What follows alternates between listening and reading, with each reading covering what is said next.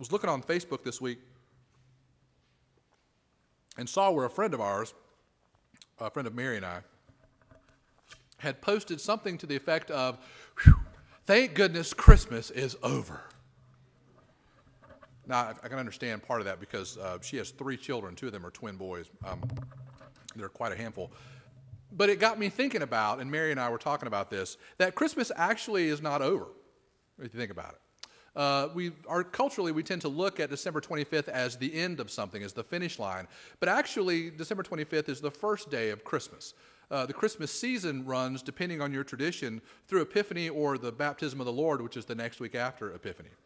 You remember that whole 12 days of Christmas thing, the song, right? Well, that actually coincides with the 12 days of the Christmas season that run from December 25th to the day before Epiphany. But the Christmas season is not yet over. It is actually, we're in the midst of it now. So I wanted us to take a little time today to think a little bit more about Christmas and about that Christmas story that we just read from Luke. Now, William Sloane Coffin, who is a reasonably well-known Presbyterian minister who passed away several years ago, once told the story of a Christmas pageant held at his church many years ago. The pageant was put on by the children of the church, as pageants often are. And there was one awkward young boy who wanted a part. He was shy, and he was not very eloquent, and he had difficulty interacting with others his own age. But he wanted a part, and the adults in charge were struggling with how to help this young child plug into the production. One of the adults got an idea. "What about the innkeeper?" he said. "He doesn't have a very big part, just the one line. We can make him the innkeeper, and he won't have much of a chance to make a mistake." So they invited the little boy to be the innkeeper in the pageant and helped him to memorize his one line, "There's no room in the inn." He seemed a little puzzled by the line, as though he couldn't understand the words. But for weeks he practiced and prepared, and his parents helped him to memorize his line, "There's no room in the inn. There's no room in the inn." On the night of the pageant, Mary and Joseph made their way towards Bethlehem as the narrator recounted the events that led up to that fateful night. And then the couple finally reached their destination and stood before the inn, waiting for this shy, awkward little boy to utter his one line so that they could get on with the more important part of the show. The directors waited. The little boy's parents silently encouraged him, hands clasped together, just hoping that he could get that one line out. And he came through, saying very clearly, "There's no room in the inn."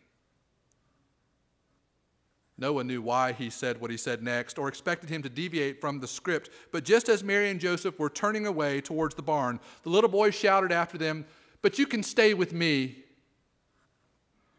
Reportedly, Reverend Coffin, who was supposed to preach that night, ascended the pulpit following the pageant and said simply, "Amen." The story of Jesus' birth is one that most Christians know by heart, but the person of the innkeeper is one that we hear little about, yet who is such an important part of the narrative. So this morning, I'd like to tell his story. Now, to begin, let me say that we don't really know much about the innkeeper. In fact, we don't even know for sure that there was one. Though if there be an inn, logic dictates that surely there must be an innkeeper, right? But Luke apparently didn't find it necessary or important to even mention. He only tells us that the baby was born and laid in a manger because, quote, "there was no room for him in the inn," unquote.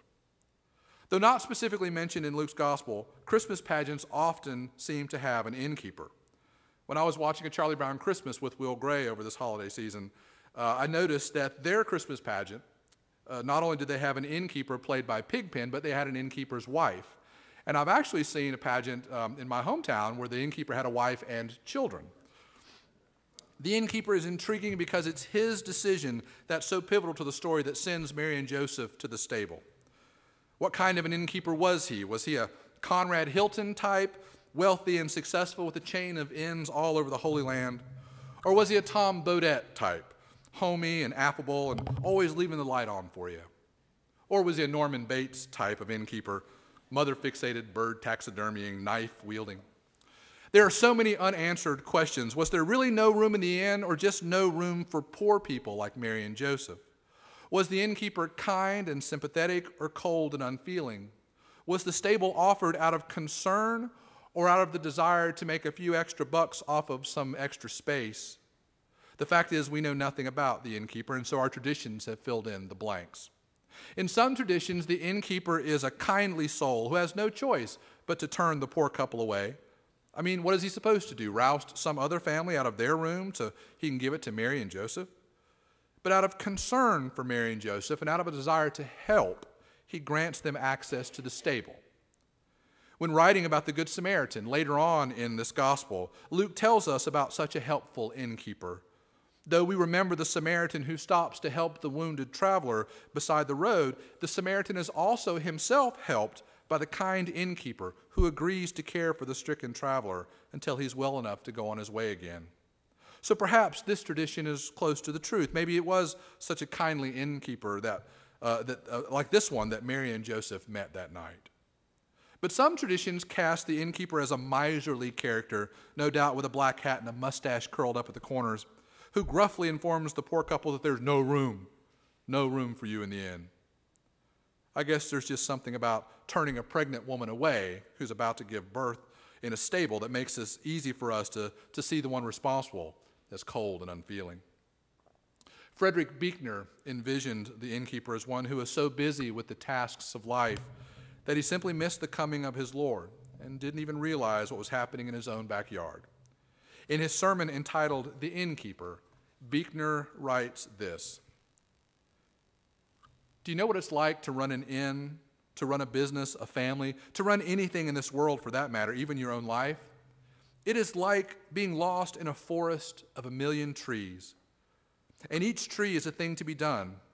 Is there fresh linen on all the beds? Did the children put on their coats before they went out? Has the letter been written, the book read? Is there money enough left in the bank? Today we have food in our bellies and clothes on our backs, but what can we do to make sure that we have all of them still tomorrow?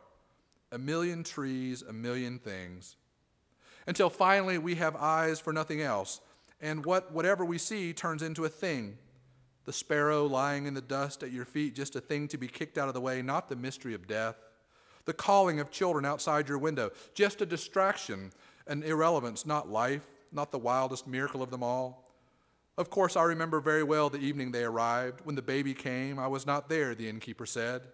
I was lost in the forest somewhere, the unenchanted forest of 1,000,000 trees. So when the baby came, I was not around, and I saw none of it. But this I do know, said the innkeeper, my own true love. All your life long you wait for your own true love to come. We, all of us, do, our destiny, our joy, our heart's desire. So how am I to say it? When he came, I missed him." How often, like Buechner's innkeeper, have we missed Christ in the busyness of our own lives? How often do we trade the miracles of life, the wonders of childhood, the mysteries of the world around us in exchange for one more hour at the office, one more dollar on the ledger, one more point on our GPA? In Frederick Buechner's imagination, the innkeeper was unwilling or unable to be distracted from his tasks. When I imagine the innkeeper and what that night must have been like for him, I begin to wonder what he did afterwards. Though he missed the birth of the Christ child, there was to come quite a bit more commotion in his stable. There was to come another chance to take notice. For there is to come a visitation by numbers of shepherds wandering in from the fields, telling amazing tales of angels and newborn kings, and no innkeeper worth his salt would have let a group of shepherds just wander into his inn without investigating. Now, shepherds back then were considered to be a sort of sketchy lot. Questionable of character, they were rough men who fought hard and drank hard and enjoyed the freedom of the open range. Their presence inspired nervousness in the most courageous of men, but I imagine that in the innkeeper, they inspired outright fear. This is how I imagine it happening. When they came, the innkeeper shrank back from the door. Peering through the corner of the front window, he watched them amble around the inn on towards the back, to where that poor young couple had much earlier bedded down in the stable for the night. The innkeeper's mind raced. Why had the shepherds come in from the field that night? Were they drunk? Would they cause him trouble? And what about that young couple? Were they in danger? When he heard no ruckus from the stable, And when peering again through the glass, he noticed the young man welcomed them in. The innkeeper began to wonder about that couple. What kind of people were they to associate with shepherds, to consort with the dregs of society? What trouble had he brought upon himself by allowing these people of apparently questionable character to squat on his property for the night? Maybe it had been a good idea to put them in the barn after all. As more shepherds gathered at the stable, the innkeeper summoned his courage and his axe and ventured out into the courtyard to investigate. But what he heard were not the sounds of drunken carousing, but rather the awed whispers and soft baby talk of grown men and the gentle cooing of a newborn child.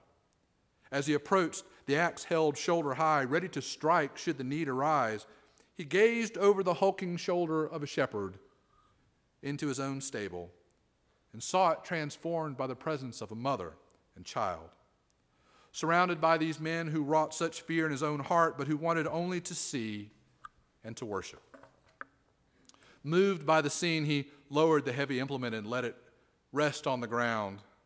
And he wondered at what could have brought these lowly people, these simple men and the simple man and woman, these shady and disreputable lot of shepherds, and he himself together in such a way. As he looked around the stable, glancing from the sleeping baby to the face of Mary, weary from labor, to the face of Joseph, beaming with pride, to the faces of the shepherds, filled with wonder at this thing which they had been called to witness, the innkeeper realized that each face reflected not only the light of the torches on the stable wall, but the image of God. And he knew then, as we must know now, that they had been brought together, this most unlikely group of people, in this most unlikely place, by the love of God in the life of this small child, born to bring light and life and hope to all men and women and children of every nation and every race and every creed.